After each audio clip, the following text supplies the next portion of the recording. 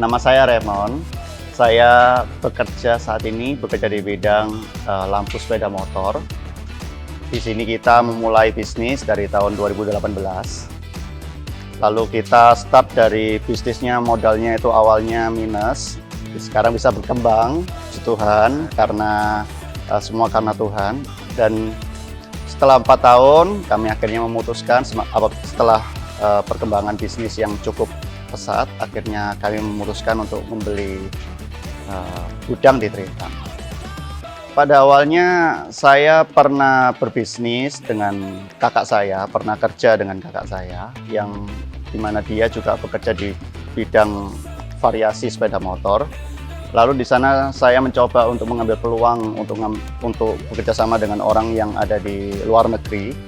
Dan akhirnya ketemulah dengan bisnis ini karena di sana ada orang yang mensupport juga untuk membangun bisnis di Indonesia. Saya memulai usaha kurang lebih mundur 4 tahun, berarti sekitar 29 tahun. Kalau untuk masalah happy-happy, justru saya karena kepingin suatu saat happy-happy, makanya saya memulai kerja keras dari awal.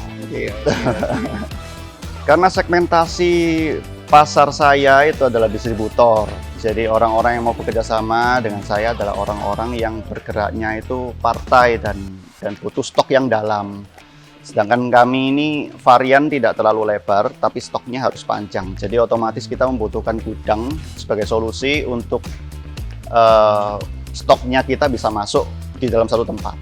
Karena pada saat itu kita pernah mencoba katakan di tempat yang bersamaan dengan tempat tinggal, atau saya masih belum pernah mencoba ruko, tapi di benak saya kalau kita ruko itu langsung direct dengan pembeli akhir.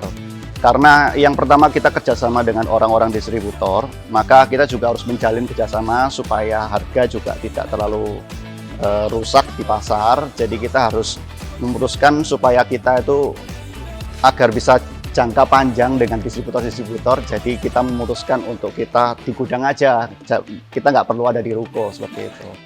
Kenapa di Banyu Urip ini ya? Di Banyu Urip ini saya memutuskan karena lebih dekat dengan customer-customer yang ada. Jadi untuk kita cut namanya efisiensi, jadi biar kita lebih efisien, biar lebih efektif juga. Dan untuk misalnya ada kebutuhan-kebutuhan mendadak, katakan, kebutuhan customer yang mendadak, kita bisa tangani dengan cepat.